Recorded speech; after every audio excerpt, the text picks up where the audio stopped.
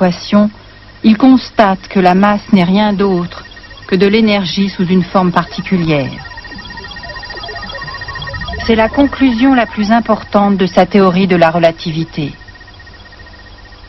Cette énergie peut être calculée mathématiquement en multipliant la masse par le carré de la vitesse de la lumière.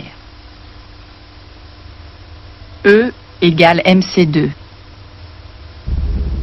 La formule la plus célèbre du monde.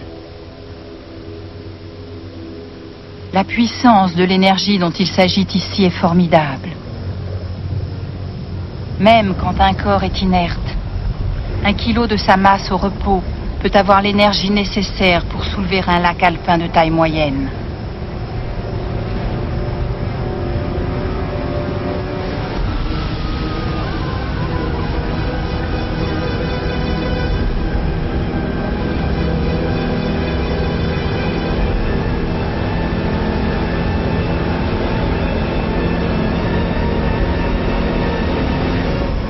La proportion est sidérante.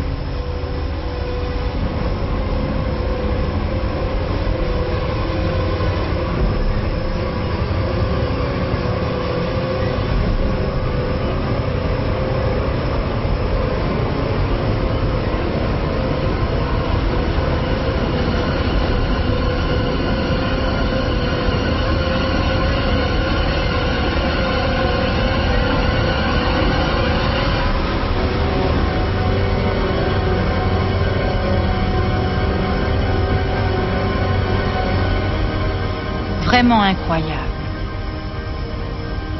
1 kilogramme de matière recèle une quantité d'énergie telle que l'on pourrait soulever plusieurs milliards de tonnes avec celle-ci. Au début, la formule d'Einstein n'était pas du tout clairement comprise. On la considérait comme une simple possibilité théorique et on ne la prenait pas très au sérieux. Puis des physiciens de l'atome ont découvert que les constituants du noyau atomique, les protons et neutrons, sont liés les uns aux autres par une incroyable force. Cette attraction correspond à une certaine quantité d'énergie. Lors de la fusion nucléaire, une petite partie de cette énergie est libérée et s'échappe sous forme de rayonnement. La formule E égale mc2 n'était plus une simple théorie. Au contraire, on la retrouvait dans des processus de la nature. Au centre de notre Soleil, les atomes d'hydrogène fusionnent et forment des noyaux d'hélium. L'énergie ainsi libérée se répand sous forme de photons. On pouvait enfin expliquer pourquoi notre Soleil brille. Il se passe un phénomène similaire lors de la fission nucléaire. La quantité d'énergie stockée dans la matière se manifeste dans l'énorme puissance de destruction de la bombe atomique.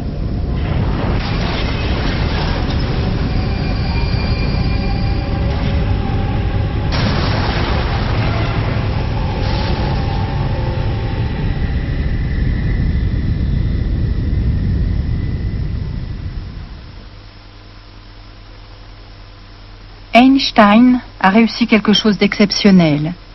Il a développé une nouvelle compréhension de l'espace et du temps et ainsi redéfini certaines lois de la nature. Mais il a aussi compris que son concept avait des limites. C'est seulement lorsque des systèmes passent à la même vitesse et en ligne droite à côté d'un observateur qu'ils rétrécissent et que les mécanismes des horloges ralentissent. C'est la raison pour laquelle ces effets sont appelés théorie de la relativité restreinte.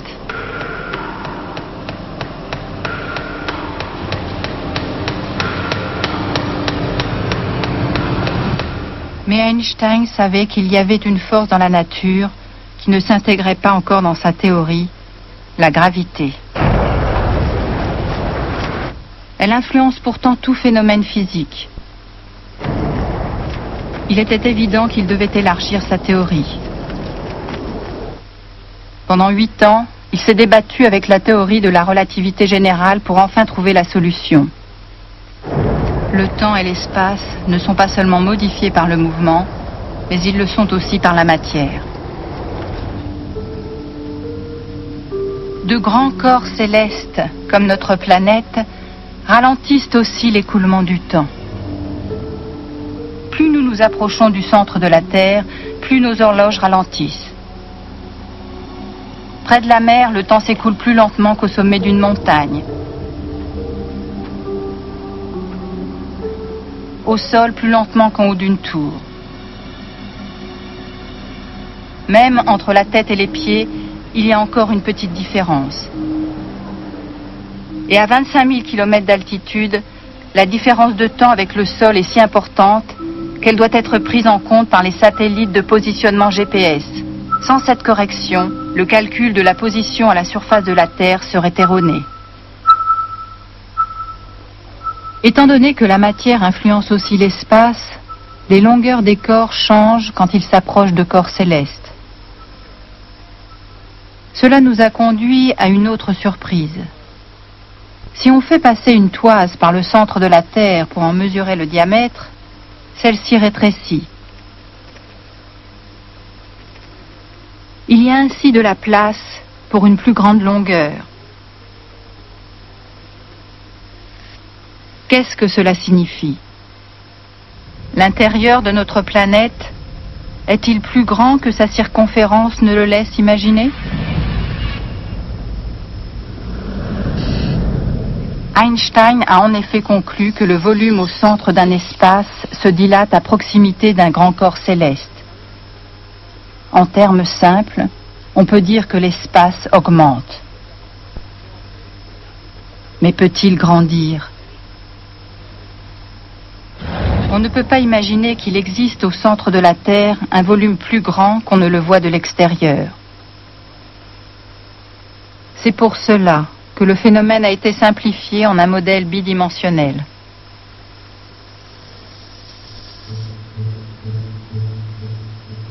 La surface plane sert de symbole pour l'espace.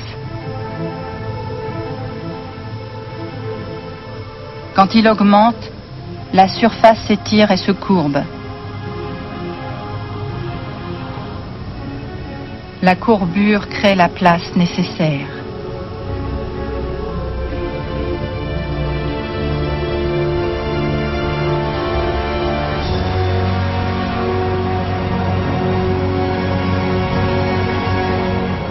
Ce fut le plus grand exploit d'Einstein. Il a tout simplement réussi à définir la gravité.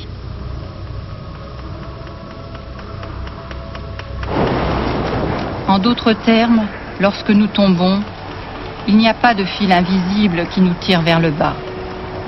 Nous tombons dans la courbure de l'espace-temps.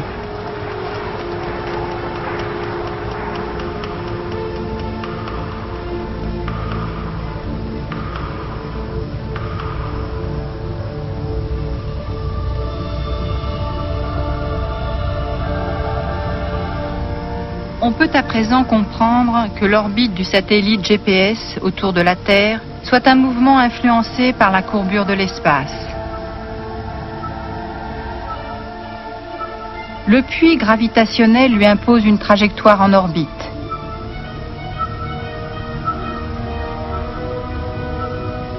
Sans elle, le satellite se déplacerait en ligne droite. La même loi s'applique aux planètes qui se déplacent également en orbite à cause de la courbure de l'espace.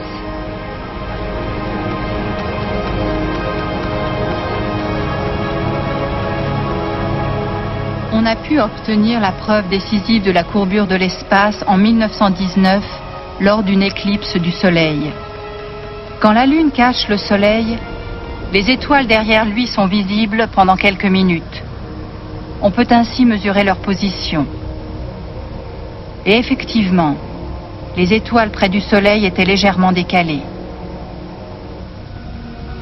Près de la masse du Soleil, la lumière est déviée et se déplace sur une trajectoire courbe. Ce fut la première observation palpable de la structure de l'espace-temps et le grand triomphe d'Einstein.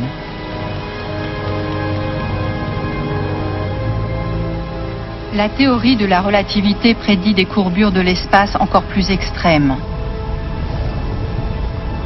Quand à la fin de son cycle de vie, une étoile s'effondre sur elle-même ou implose sous l'énorme pression de sa propre gravité, elle courbe l'espace-temps de manière si intense qu'une partie d'elle-même s'isole du monde extérieur.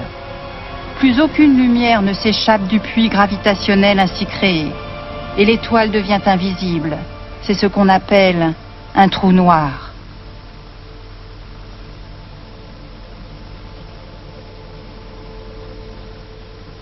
La théorie de la relativité implique aussi des questions sur la provenance et le destin de l'univers. Selon ces équations, le cosmos est né à la suite d'un Big Bang et s'est développé dans un espace-temps courbé.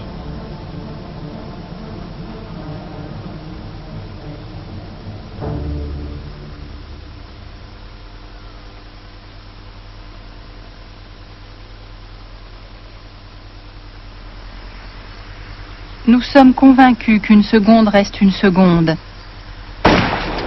et qu'un mètre est partout un mètre. Einstein prouve pourtant que les apparences sont trompeuses. Notre vision du monde, que nous pensons être réelle, est en réalité une illusion.